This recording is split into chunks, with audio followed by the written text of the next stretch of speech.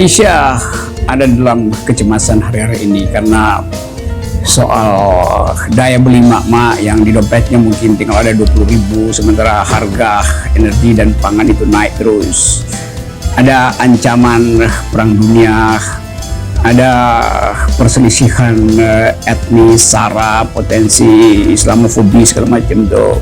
Jadi kita berupaya untuk membayangkan pasca Jokowi kira-kira semacam seperti apa Indonesia itu. Nah, untuk bicara semua itu, global politics, disparitas ekonomi, ketegangan rasial, saya ingin bercakap-cakap dengan seorang yang punya pengetahuan banyak dan pengalaman banyak soal ekonomi dan politik. Dia seakan-akan punya sebut aja tongkat Nabi Musa untuk membelah laut sehingga ada jalan menuju Indonesia yang diciptakan loh. Namanya Luhut Binsar Panjaitan. Saya lagi nunggu beliau tuh untuk bercakap dan berdiskusi tuh.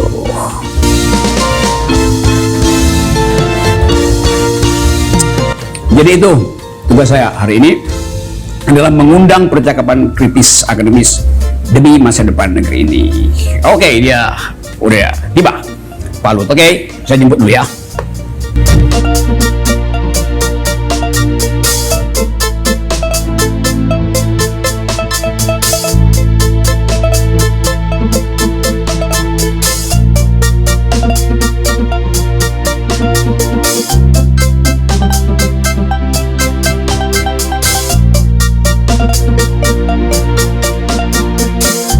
Channel baru dari saya, Rocky Gerung, yang disiapkan oleh teman-teman. Biasanya saya diwawancara, sekarang jadi pewawancara, dan saya belajar karena satu waktu mungkin saya berhenti jadi pengkritik pemerintah lalu jadi pewawancara.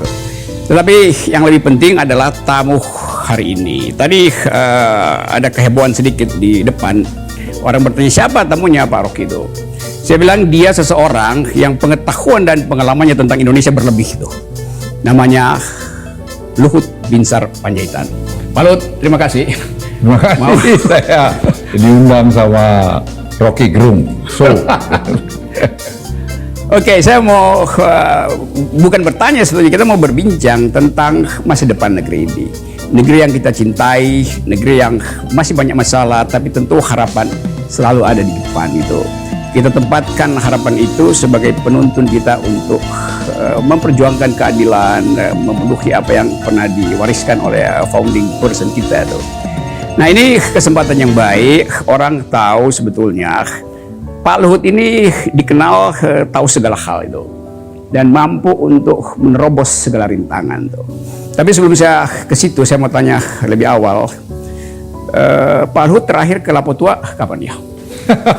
Baru tadi saya teks sama teman saya mau ke Lapotua minggu depan.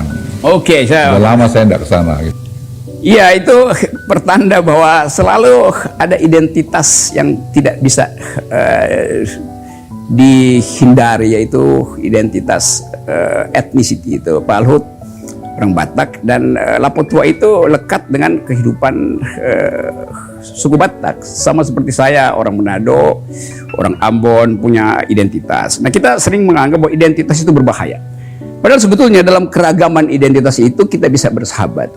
Nah, Pak Luhut, apa kira-kira yang Anda pikirkan seandainya Presiden Jokowi, atau bukan seandainya, pada akhirnya Presiden Jokowi akan berhenti di 2024. Dan kita tahu ada banyak kontroversi dalam ekonomi, politik, kebijakan, dan itu membuat kita berpikir bahwa seorang pemimpin Indonesia memang harus dibekali dengan perlengkapan pengetahuan, batin, psikologi. Itu berbeda dengan negara-negara lain yang rada homogen. Di kita betul-betul keadaan ini membebani kita, sehingga kita berpikir, mungkin nggak Indonesia itu masuk dalam stabilitas, huru-hara ideologi berhenti, terus sinisme antara kalangan yang berbeda itu juga dikendalikan, supaya kita bisa pastikan bahwa 2045 yang kita bayangkan sebagai tahun emas negeri ini, kita betul-betul ada dalam peradaban kemakmuran dan keadilan tuh. Nah, saya ingin dapat semacam insight, proyeksi Pak Luhut kalau Pak Jokowi sudah meninggalkan gelanggang politik, dan orang menduga bahwa pasti ada ketegangan karena peristiwa sebelumnya nggak bisa diselesaikan. ketegangan rasial, SARA segala macam. Tapi Pak Luhut sebagai orang yang sangat dekat dengan istana, tentu punya keyakinan bahwa ini Indonesia itu pasti bisa bertumbuh. Ya, terima kasih tadi Rocky tanya saya mengenai itu. Memang saya terus terang dengan background saya yang berbagai macam itu memang memperkaya pikiran-pikiran saya sih. Saya melihat memang Indonesia ini negara yang unik gitu. Mungkin terlalu besar juga untuk di govern oleh dari satu daerah seperti ini dengan keanekaragamannya gitu. Tapi kalau kita balik kepada the founding father kita, mereka itu betul-betul menurut saya super arif.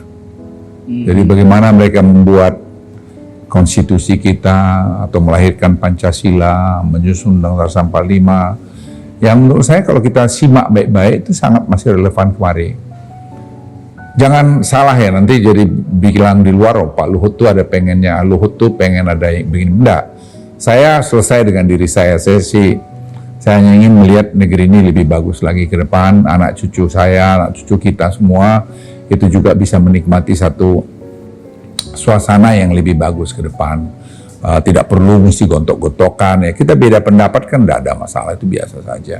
Itu saya kira tidak perlu dibesar-besarkan, tidak mesti Anda sama saya sama, saya adik saya juga bisa beda kan, tapi kita marilah hidup dalam berbeda.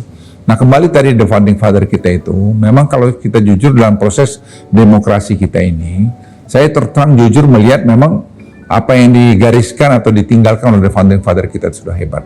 Hanya kita merawatnya itu mungkin tiba-tiba pada tahun 98 karena kejenuhan terjadi ada chaos di sana kalau sampai kan terus kita melakukan perubahan yang pendulumnya itu tiba-tiba langsung swing kepada bertolak belakang. Ya menurut saya di situ salah satu mungkin kekurangan kita. Tidak saya mau menyalahkan yang lalu, tapi mungkin karena waktu itu begitu tegang sehingga kita melakukan perubahan-perubahan yang menurut saya sekarang kita lihat itu mungkin perubahan tidak perlu, tapi sudah terjadi.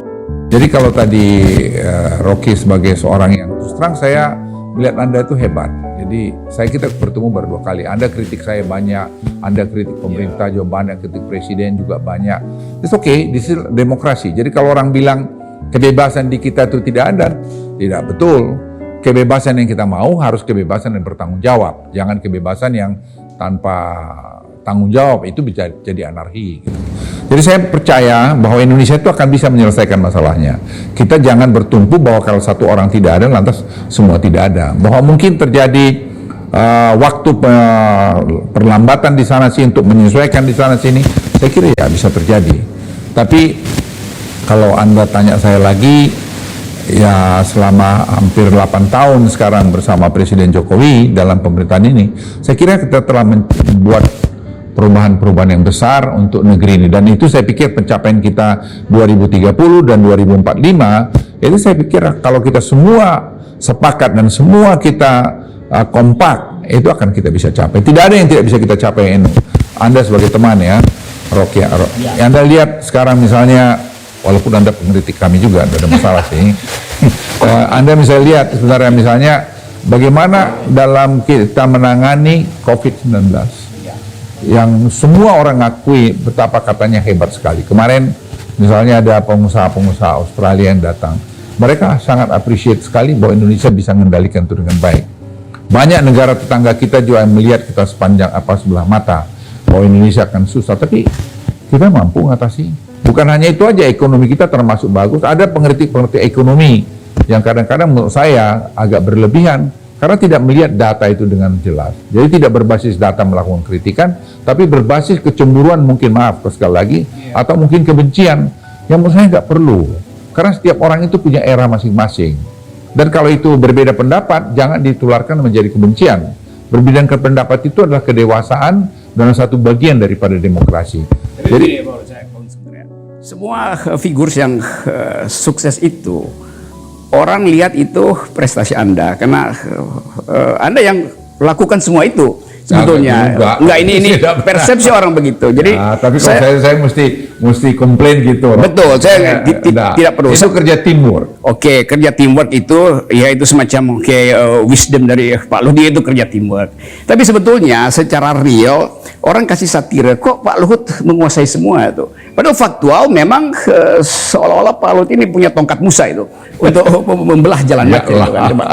Dan ini kan kesempatan kita untuk menilai orang dan objektif aja.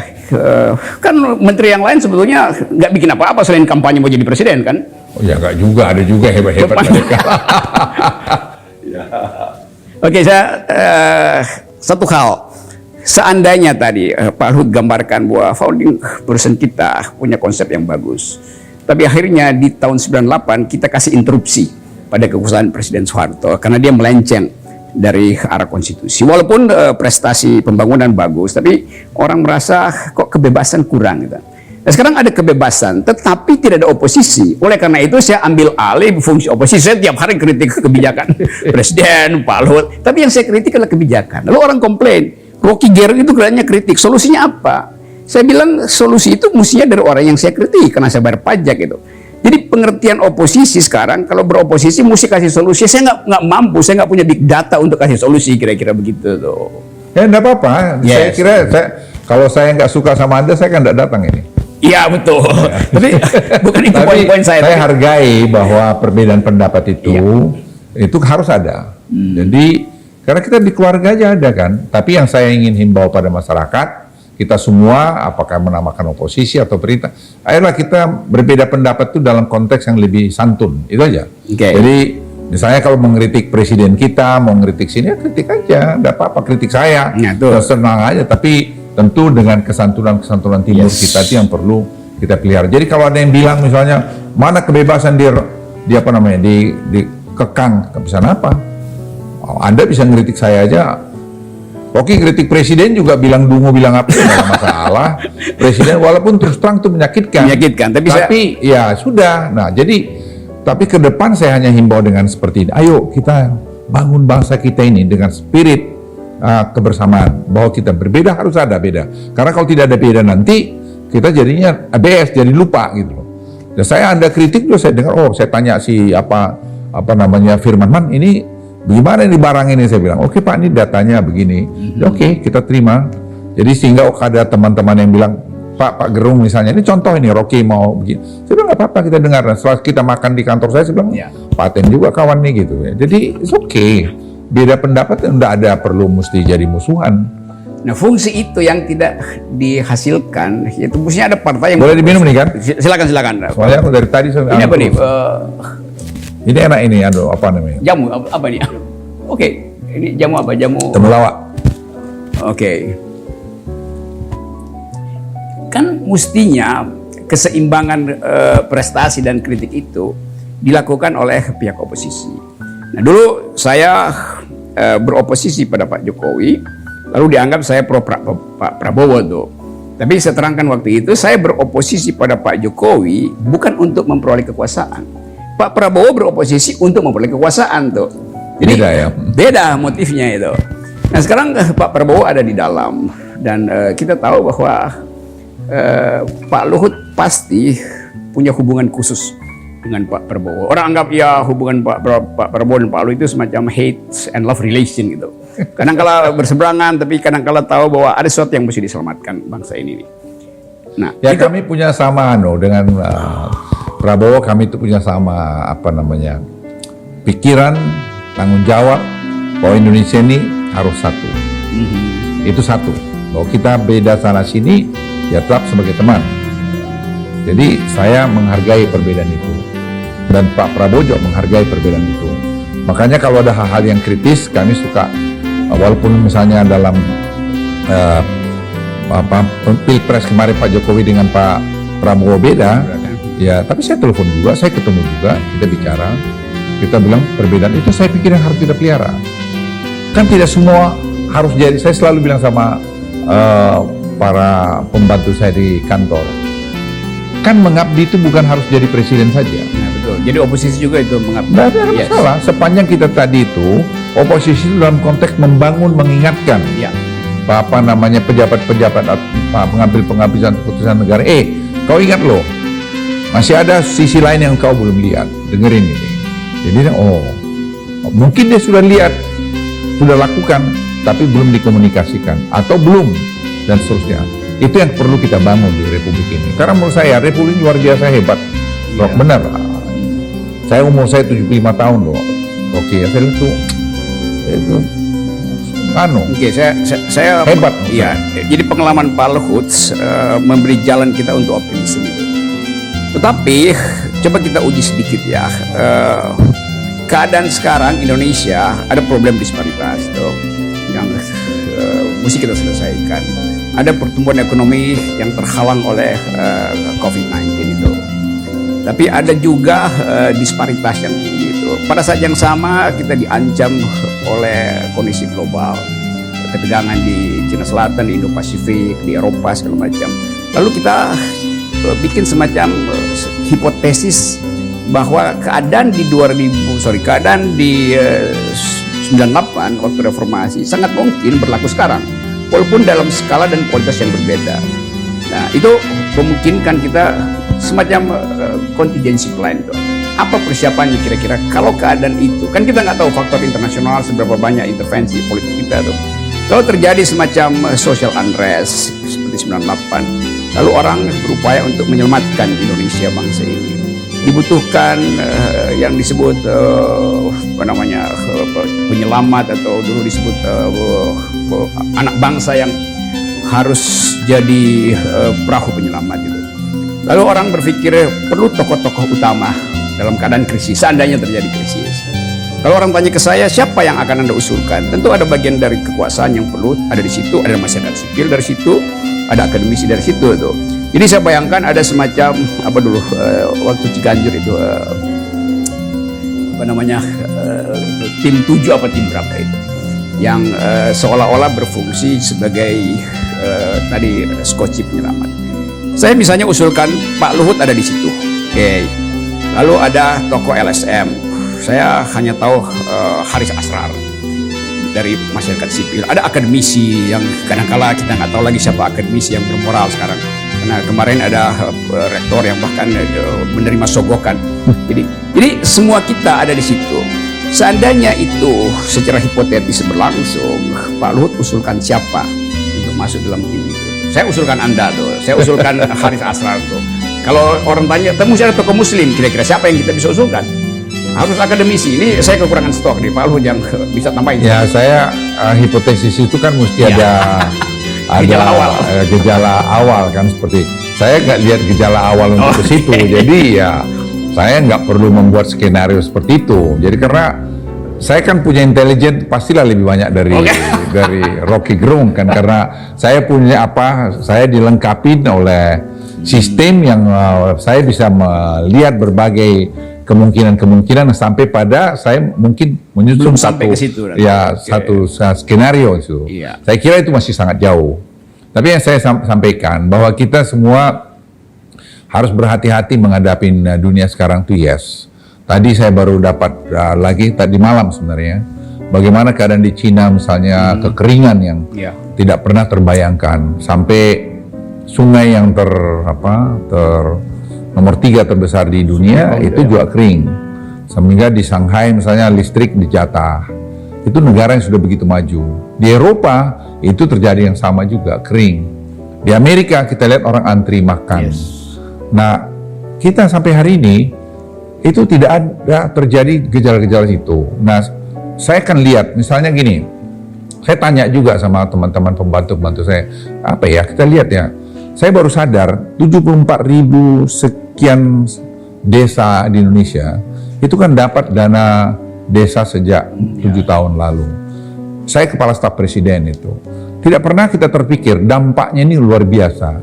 Dampaknya ini luar biasa, akibatnya apa? Karena 1 miliar lebih kurang atau 1,5 miliar lebih kurang tiap tahun dana itu berputar di desa itu. Dan itu desa itu sehingga ekonominya hidup. Tidak pernah bayang, itu mungkin ekonomi kita semua lah, nggak terpikir itu. Tapi saya lapor Presiden, Pak ada beberapa pilar kemajuan kita Pak sekarang, saya lapor. 1 itu tadi harga komoditi yang naik, Yang kedua, downstream industri yang jalan sekarang ini, hilirisasi itu, kemudian efisiensi dengan digitalisasi, tapi satu lagi itu dana desa. Dana desa itu membuat Indonesia demikian. Terus Presiden bilang sama saya, Pak Luhut, itu yang dulu digagas oleh Profesor Mubiarto dari UGM. Yang disebut ekonomi Pancasila, di mana dana itu berputar di rakyat. Dan itu sekarang jalan, sehingga Presiden berencana dalam keadaan bagaimanapun tahun depan, beliau pengen nambah lagi itu dana desa, sehingga dana itu berputar, dan itu kekuatan kita. Jadi kalau orang bilang ada chaos, kalau rakyat tidak makan, tapi kalau di pedesaan itu dia bisa nanam singkong, bisa dia nanam cabai, bisa nanam onion, dia bisa nanam padi, dia bisa perbaiki jalannya. Yang buat kita mungkin 1,5 miliar itu kecil.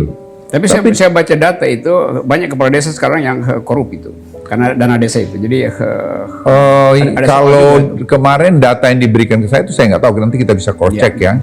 Itu justru yang paling kecil korupsinya, karena di balai desa itu ditulis ini rakyat itu sudah saling mengontrol.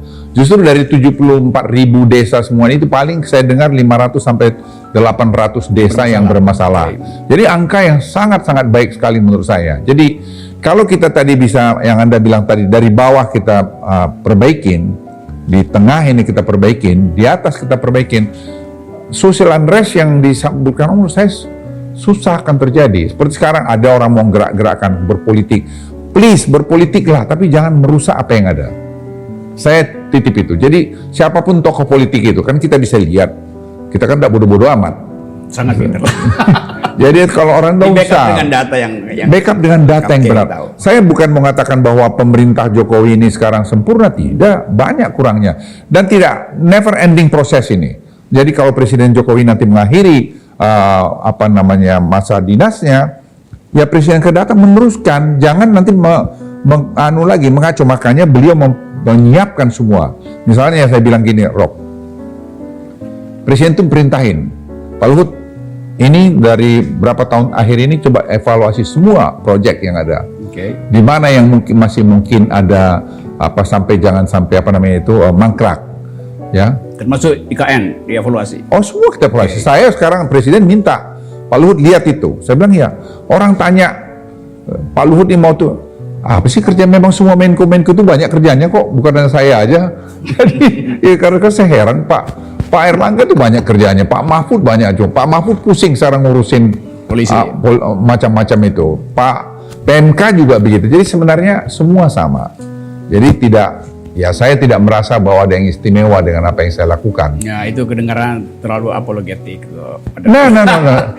Ya, mungkin ada hal-hal yang high profile yang saya kerjakan, seperti misalnya COVID, sehingga dianggap hebat. Saya biasa aja. Oke, coba saya ke desain yang lain gitu. Ya. Kan kita ingin pastikan ada suksesi di 2024, dan suksesi itu melalui sistem elektoral. Tapi ada kecemasan di publik sekarang melihat persaingan politik terlalu tajam, dan ketajaman itu bukan karena adu konsep, tapi adu ide nggak terlihat itu. Kita nggak lihat ada calon presiden bahkan dari dalam kabinet yang datang misalnya mengatakan saya punya ide jadi presiden, oleh karena itu saya ingin minta diundang di RJ TV ini misalnya untuk debat soal kebijakan. Kebanyakan orang pasang spanduk baliho tinggi-tinggi. Kita nggak tahu di belakang kepala yang besar di bawah itu ada isinya apa nggak tuh. Kan itu intinya. Jadi rakyat merasa, Anda itu terlalu pintar, jadi kadang-kadang menjudge orang. Ya. Jadi rakyat merasa kok nggak ada percakapan intelektual ya di antara pemimpin itu. Bagaimana Pak Luhut rasain nggak itu keadaan itu tuh? Ya, agak jujur bikin evaluasi Pak Luhut. Rock gini lah kita sebagai teman ya. Saya bilang memang kadang-kadang semua tuh berpikir pengen jadi presiden gitu. Saya berkali-kali bilang apa mesti jadi presiden, nggak begitu. Presiden tuh cuma satu loh. Dan itu menurut saya sudah takdir alam ini, Tuhan punya mau itu, God's skenario. Jadi kita boleh bersaing, boleh tadi juga melakukan tiga, tapi kita harus mengenali diri kita dulu. Apa yang dibilang Sun Tzu itu benar. Kenali dirimu, kenali musuhmu, 100 kali kau perang, 100 kali kau menang. Tapi kadang-kadang kita tidak mengenali itu, kita nggak tanya diri kita. Tapi yang sekarang tuh mereka yang mau maju dalam peperangan jadi presiden menganggap yang musuh bisa dikendalikan, bukan dikenali, dikendalikan dengan amplop. Kan ini Ya, poinnya. Jadi ya. money politics pasti masih jadi Ya pelan. itu kalau saya boleh juga bilang di kesempatan ini setelah saya lihat Ya. ini, maaf ini kalau saya boleh lihat, saya bilang mungkin sistem yang kita terapkan demokrasi kita sekarang dengan pemilihan gubernur langsung, pemilihan bupati langsung perlu kita lihat lagi baik-baik, atau pemilihan presiden langsung perlu dilihat baik-baik, dievaluasi lagi, balik the founding father kita dulu, Soal coba lihat model MPR. berpikirnya itu gimana. Amerika aja kan tidak direct vote gitu. Ya, ada- Kita sudah super maju dengan tingkat pendidikan kita yang menurut saya masih kalah dari mereka ya. Jadi saya kira perlu dievaluasi. Karena apa? Tanpa kita sadarin kita juga mendidik rakyat kita untuk juga menerima barang itu. Itu kan yang sebenarnya kita tidak sadarin. Ya itu yang dikhawatirkan orang, karena publik berpikir APBN kita surplus, tapi daya beli nggak naik. Dan orang anggap bahwa APBN kok nggak jatuh menjadi proyek rakyat gitu. Lalu orang menganggap itu disimpan untuk bermain politik nanti itu. Misalnya, itu pasti bakal dipakai buat menyogok orang miskin ke depan tuh. Sehingga rakyat desa siap-siap bikin spanduk, silahkan masuk, kami menerima serangan fajar. Kan itu sinisme itu udah mulai muncul tuh. Jadi kalau saya balik tadi, apa yang bisa kita yakinkan bahwa ke depan itu politik akan bersih itu. Sementara orang melihat bahwa Pak Jokowi masih sangat semangat dengan musyawarah rakyat di mana-mana itu. Kemarin Pak Jokowi bilang, ya silakan yang mengusulkan 3 periode oke-oke aja, kan itu cuma pendapat. Tapi menurut saya harusnya tidak diucapkan Pak Jokowi karena beliau adalah kepala negara. Kalau orang di bawah bisa ya 3 periode, tapi kan Pak Jokowi tahu bahwa itu terlarang oleh konstitusi. Ya, tapi saya kira kan itu orang nanya beliau, Ya. Mas kenapa pengikut Bapak masih ada yang ngusulin Bapak 3 periode? Dia bilang gitu kan, pertanyaannya. Jawaban beliau itu kan hak demokrasinya orang, betul. Orang bilang juga Jokowi dungu, orang Jokowi bilang bodoh, saya kan nggak bilang apa-apa juga. Tapi Dan Pak Presiden kan mesti kasih edukasi, nggak boleh itu menuntut 3 periode, karena konstitusi kita bilang cukup 2 periode. Iya, tapi Presiden memang tidak pernah mengatakan bahwa dia mendorong ada konstitusi supaya berubah, tidak pernah itu. Tapi bahwa yang dia benarkan adalah kalau rakyat berdiskusi pengen mau 3 periode, pengen mau 4 periode, pengen mau apa, itu hak rakyat. Yang dulu mungkin orang rame yang saya bilang big data, orang men-twist itu. Baca betul-betul apa yang saya sebutkan dalam saya bilang big data yang ada itu menggambarkan seperti ini. Itu. Bahwa ada keinginan rakyat itu begini. Nah, saya hanya terus berpikir the founding father kita itu kok bilang dulu tanpa batas gitu. Tapi itu apakah cocok? Ya mungkin perlu kita adakan penyesuaian di sana sini. Kita lihat di tempat lain di mana seperti di Jerman, di mana kan tidak salah juga gitu. Kenapa mesti terus marah? Ya betul. Kenapa mesti marah sih? Saya heran. Ya, saya kan tidak menjadi bagian untuk pengen jadi presiden. Saya nggak mau lagi. Saya udah bilang jelas, saya udah cukup.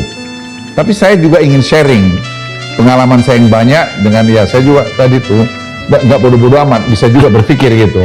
Jadi kalau orang terus marah baru dibilang kalau nggak sesuai dengan dia, nggak boleh dong. Oke, coba sharing sedikit berdasarkan pengalaman Pak Luhut. Kalau konstitusi kembali ke naskah asli itu, jadi ada sistem MPR tuh. Ya itu saya kira bisa dibicarakan, bisa diomongin. Biarlah rakyat itu atau para politisi kita dengan jernih melihat mana sih yang terbaik dengan kondisi sekarang ini. Siapa politisi yang jernih sekarang? Semuanya main di wilayah abu-abu itu karena. Ya, nah pembicaraan kita paling tidak trigger pikiran mereka lah. Kan Gerung, ya Rocky kan bicara. Anda kan terkenal kritis dan tajam. Ini sharing kepada publik untuk melihat, look ini ada pikiran begini. Tapi jangan terus marah. Ini yang saya kecewa tuh kadang-kadang terus main marah. Wow, ini Luhut mau begini. Saya bilang, kau jangan sembarang ngomong. Itu ide yang mesti ide itu harus kau hargai. Kalau kau betul-betul intelektual, kau juga harus bisa menerima perbedaan. Itu bukan fitnah loh ya. Betul, itu yang saya sepakati. Pikiran itu hanya disebut pikiran kalau ada yang mengkritik pikiran. Ada pikiran alternatif. Dan seringkali orang merasa ya buat apa memikirkan sesuatu yang udah seolah-olah di backup oleh kekuasaan. Padahal ini wacana. Oke. Saya balik sebentar ke soal internasional Pak Lut, yang sebagai militer yang paham tentang strategi itu. Ada kecemasan bahwa Indonesia akan terseret di dalam ketegangan politik di Indo-Pasifik itu. Dan mungkin persiapan amunisi kita punya banyak pesawat, tapi saya duga itu unequipped gitu. Ada pesawat hanya asap yang diperlihatkan. Sangat mungkin persenjataannya kurang gitu. Nah, kecemasan ini ada pada rakyat juga, dan rakyat mulai berpikir kalau terjadi ketegangan dari kan dulu ada filosofi dari Thucydides, seorang sejarawan Yunani yang membuat tesis yang sampai sekarang dijadikan tesis diplomasi internasional. Itu disebut Thucydides trap. Artinya perang itu justru akan dimulai oleh negara-negara yang cemas, bukan negara-negara yang adikuasa. Nah, kecemasan di Indo-Pasifik ada kecemasan Cina itu, dan cuma Cina yang cemas sebetulnya. Indonesia diragukan, bisa nggak Indonesia ambil posisi di dalam ketegangan Sino-Amerika ini, Pak Lut? Ya, saya terus terang ya kagum lihat Pak Jokowi ya, karena satu, beliau tuh nggak pernah seskuat kalau kami bilang ya, nggak pernah lemhanas, nggak pernah segala macam. Tapi saya berbicara sama beliau berkali-kali ya, beliau tuh memberikan pikiran-pikiran jernih, strategis banget dengan ini. Sehingga itu menjadi landasan saya juga, banyak bekerja. Sehingga saya sampai pada kesimpulan dengan apa yang kami lakukan sekarang. Kami lakukan ya. Apa poin Pak Jokowi soal? Ya, dia bilang, Pak Luhut, kita fokus bagaimana ekonomi kita ini bagus dulu. Karena begini, saya tidak percaya, karena pengalaman saya nih kalau ini, bahwa penjajahan fisik hari ini masih bisa. Rock, kamu tahu nggak, waktu tahun 75 kami terjun di tim-tim. Ya. Saya terjun di tim-tim. Anak buah saya berapa yang gugur di tim-tim. Itu di TNI di tim-tim pernah sampai kepada hampir 60.000 orang pada tahun 76-77. Yang diturunkan ke tim-tim. Ya, dengan jumlah penduduk di sana hanya ya mungkin kurang dari 600.000. 600.000 orang. 1/10 ya. Ya, kita nggak pernah bisa ngontrol tim-tim. Apa pasukan terbaik kita yang tidak ada di sana? Saya ke situ berapa kali, nggak bisa. Kenapa? Will of the people itu kuat. Satu. Anda lihat sekarang bagaimana dengan Afghanistan. Segala macam tentara, segala macam teknologi yang ada dimiliki Amerika masuk di Afghanistan, masuk di Irak, mereka habis 3 triliun US dollar. Apa yang juga mereka Vietnam. dapat? Ya, Vietnam lagi sebelumnya. Jadi itu tidak bisa. Yang saya percaya adalah bisa penjajahan ekonomi dan penjajahan teknologi sekarang ini. Nah, penjajahan ekonomi kalau kita kuat ekonominya, rakyatnya sejahtera, siapa yang mau invade ke Indonesia, invasi ke Indonesia? Di mana dia mau invasi? Pada zaman sekarang ini, ya. Jadi itu saya tidak percaya. Nah, oleh karena itu penguatan ekonomi, penguatan teknologi, penguatan pendidikan, itu yang menjadi prioritas utama kita.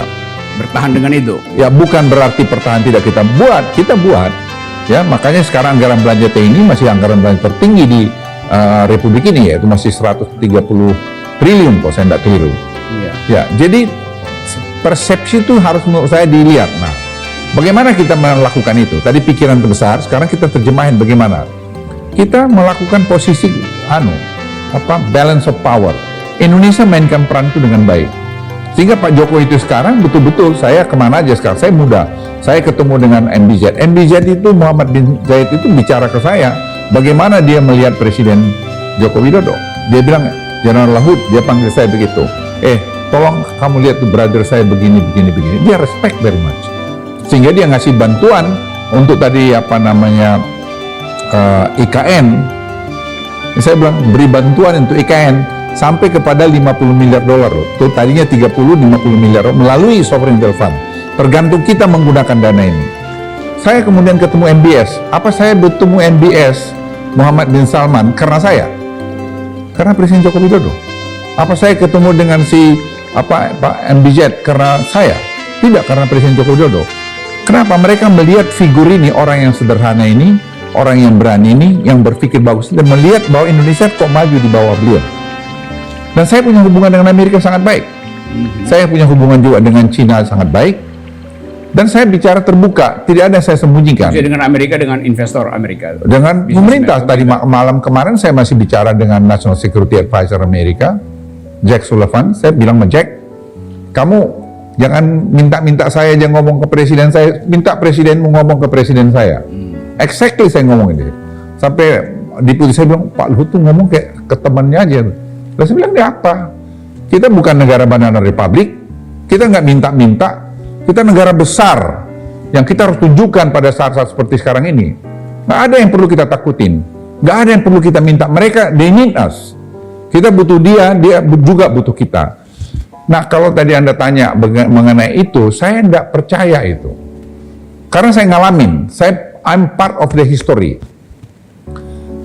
Dengan Perdana Menteri Australia, waktu beliau datang kemari, saya ditugasin, diundang duduk di sebelah Perdana Menteri. Terus saya bilang sama staf saya, Jody, kau bikin dulu pointers, nanti mungkin saya nggak bisa sempat banyak omong, saya mau kasih kertas ini pada Prime Minister. Apa itu Pak? Saya bilang, satu bagian terakhir daripada poin saya bilang begini, Prime Minister, Anda jangan melihat Indonesia itu sebagai ancaman, habis energi kalian, melihat ancaman itu dari utara. Saya tentara, my background tentara, been trained in the Special Forces, so I know very well what's going on here, gitu loh. Jadi saya bilang mereka, jangan kamu khawatir itu, fokus saja kerjasama kita dalam bidang ekonomi. Ya, dalam bidang ekonomi, dalam bidang pertanian itu tadi, dalam bidang kesehatan, dalam bidang pendidikan itu saya katakan. Karena kami sudah punya teritorial yang cukup, lebih, sudah punya jumlah penduduk yang banyak, dan sudah punya masalah yang banyak. Kami nggak mau tambah masalah lagi seperti Timur dulu. Dan saya bagian dari sejarah, saya bilang sama dia. Dan kalian yang dulu menyuruh kami masuk di tim-tim, dengan Amerika menyuruh kami masuk di tim-tim, kami masuk di tim-tim, begitu kami masuk di tim-tim, sudah sekian lama, kalian yang mengeluarkan kami juga dari sana. Jadi apa yang mau saya katakan, superpower ini kadang-kadang juga tidak adil kalau kita tidak pintar. Dan saya bicara terbuka sama mereka, nggak pernah saya bicara seperti ini loh sama mereka, nggak peduli. Jadi bukan ada diplomasi saya gini, enggak. Anda di situ, saya di sini. Sama Jack Sullivan itu saya ngomong berapa. Dia bilang, General Luhut, kita ketemu di Washington bulan depan lagi gitu. Karena kebetulan saya juga ke Washington, kami akan ketemu. Kami akan bicara. Saya bilang, saya mau brief kamu, saya bilang sama dia. Tapi kalau kamu mau tahu Indonesia itu di sini, kalian maaf saya bilang ya, maaf, sorry. Kalian tuh nggak aware bahwa Indonesia itu sebenarnya satu negara yang menentukan di kawasan ini. Kalian berhubungan negara-negara yang keliling. Ada masalah kalian teriak. Kami nggak ada masalah dengan Cina. Apa masalahnya? Saya bilang, saya dengan Wangi juga teleponan, bicara. Saya bisa bicara terakhir itu sampai 1,5 jam, 2 jam. Saya jelaskan apa yang kami mau, apa yang kami tidak suka, apa yang kita bisa kerjasamakan. Dan dia juga terima, dan saya bilang, kenapa kita mesti ribut ke media? Kita kan ada yang disagree, agree to disagree. Ada, bukan 1-2. Dan itu membuat kita kukuh bahwa Indonesia itu punya karakter. Nah, bangsa ini harus berkarakter, bro.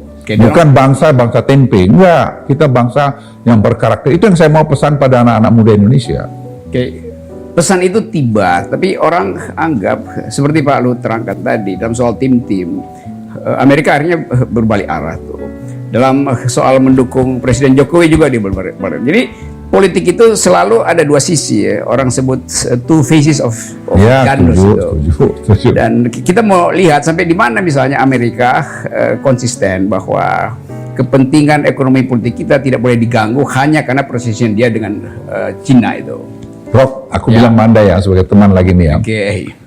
Percayalah sama saya, tidak ada satu negara maju pun di dunia ini yang pengen negara berkembang itu jadi negara maju. Itu aksioma yang menurut saya Anda perlu pegang.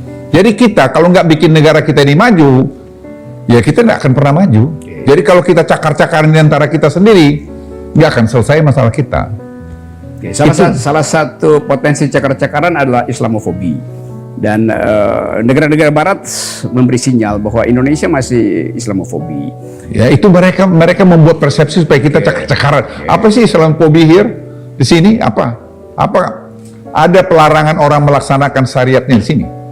Baik agama Hindu, Buddha, Kristen, Islam, tidak ada kan? Semua silakan aja kau lakukan. Jadi potensi kita untuk mengaktifkan kembali janji kemerdekaan, yaitu kesetaraan, perbedaan sara, itu hal yang sebetulnya natural aja. Natural aja.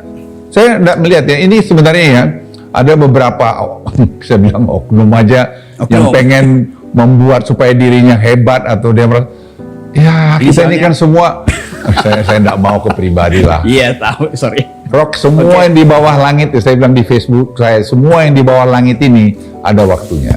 Jadi kita kenal itu. Jadi saya juga menyadari itu. Ada waktu saya juga, it's about time juga buat saya, oke, you're done. Dan kita harus tahu itu, kalau kita pengen terus merasa bahwa kita yang paling ngatur semua, itu yang nanti post power syndrome. Jadi saya nggak mau seperti itu. Jadi ada yang belum punya power tapi udah ada sindromnya. ya, saya rock ini lagi. Aku bilang Anda ini teman-teman pasti banyak yang nonton aneh-aneh lah. Iya. Apa harus jadi presiden aja kau bisa ngabdi? Kan enggak juga. Ya itu yang saya Harus tahu diri juga lah. Betul. Kalau kau bukan orang Jawa, ya sudah kau jangan terus. Nah, ini bicara fakta antropologinya yes, begitu. antropologi. Anda Yes. antropolog ya. Ya itu. Kalau Anda bukan orang Jawa, pemilihan langsung hari ini, saya nggak tahu 25 tahun lagi. Udah lupain deh. Nggak usah kita memaksakan diri kita. Sakit hati. Yang bikin sakit hati kita kan kita sendiri. Oh, ini poin bagus. Jadi terimalah fakta itu. Fakta iya. antropologi kita. Ya antropologi kau. Yes. Anda saintis, Anda nggak baca itu. Ya kan maaf itu Anda bodoh atau apa itu? Sorry, maaf. Kalau mereka nggak baca. Ya kok. Oke. Anda suka ngingatin kok. Iya, saya ingatin ada orang yang nggak baca bahwa antropologi kita itu basisnya adalah ethnicity. Ya. Dan faktualitas itu yang kadang-kala membatalkan ambisi orang untuk jadi Yes. presiden. Ya termasuk saya. Iya. Betul, saya Double minoritas. saya double minoritas. Jadi saya udah Batak Kristen lagi. Ya, Jenderal lagi. Ya, Itu juga sih. minoritas kan. Jadi saya bilang ya sudah cukup itu. Kita harus tahu. Ngapain saya menyakitin diri hati saya? Istri saya juga bilang, kamu ngapain sih Pak? Ya memang nggak mau. Syukurlah. Haleluya dia bilang. Ya. Yang terakhir nih, Yes. karena disinggung soal keluarga sedikit tuh.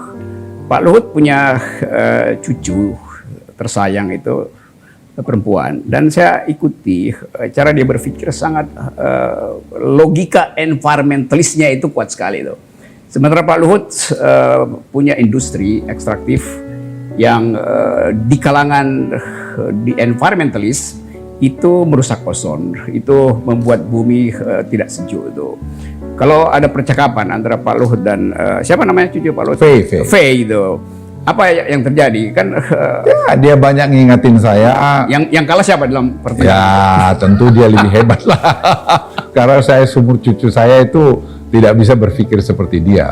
Jadi, ya itu salah satu yang saya suka bilang kepada orang-orang asing itu, seperti John Kerry. Saya bilang, John, Anda nggak usah lecturing kita mengenai environment.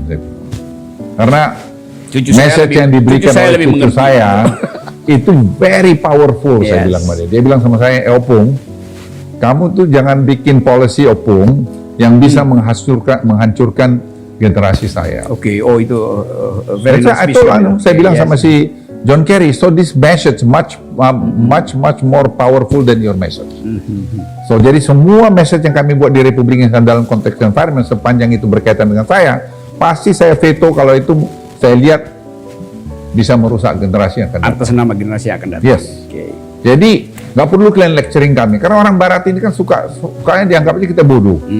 Dia kadang-kadang saya lihat dia yang bodoh, bukan kita yang bodoh. Gitu. Iya, dia arogan karena merasa punya hegemoni terhadap. Kan ini sindrom pasca kolonial dari kalangan Barat. Oke, Pak Luhut, teman-teman, itu pembicaraan yang padat tapi bersahabat dengan Luhut Binsar Panjaitan. Saya tahu setelah ini ditayangkan, Cebong akan cemas dan Kadun akan cemburu, kira-kira begitu. Tapi sekali lagi ini percakapan intelektual dalam upaya untuk menghasilkan kembali Indonesia yang demokratis, berkeadilan, dan punya masa depan. Ini kami persembahkan untuk generasi yang akan datang. Percakapan akademis ini, yang memang ada sinisme politiknya, tapi biasa itu.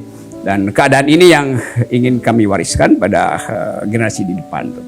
Saya umur saya 63 dan masih terlibat bicara dengan millennials yang menganggap Indonesia itu potensial untuk jadi negara yang beradab itu. Dan Pak Luhut 75 dan tidak berminat lagi untuk mengabdi pada negara melalui pemerintahan. Dia mengabdi melalui masyarakat sipil.